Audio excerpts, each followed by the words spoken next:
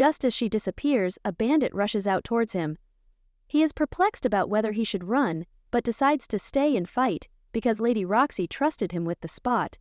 He uses the tip of the flagpole to stab through the chest of the bandit and kill him. Just then, a voice claims that his gluttony skill has been activated.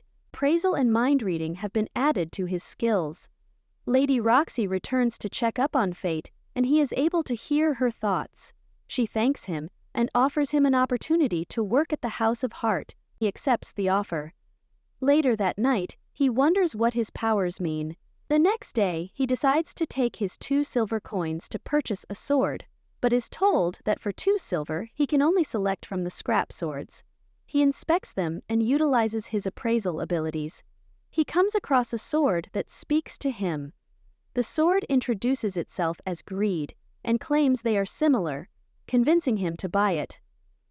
The Valerics discuss Fate leaving them to work for the House of Heart. Mimile expresses her hate, saying they should teach Lady Roxy a lesson, but Raphael claims there are plenty of replacements for him. He shouldn't butcher their relations.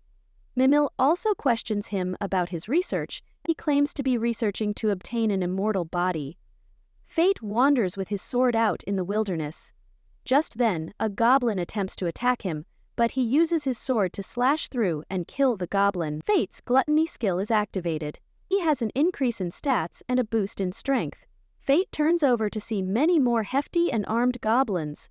The sword laughs, telling him that each one is 100 goblins. They charge at Fate, but he tactfully takes them down, and has multiple gluttony skill activations.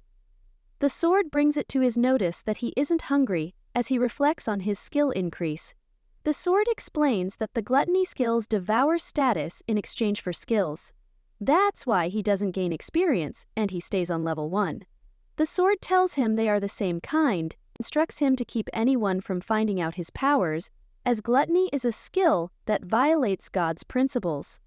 The sword proclaims Fate as his master, and pledges to fight by his side.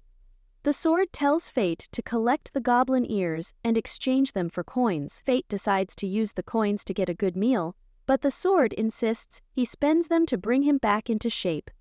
Just then, Fate bumps into a man dragging a little girl along. The little girl asks him for help. He follows them into a warehouse.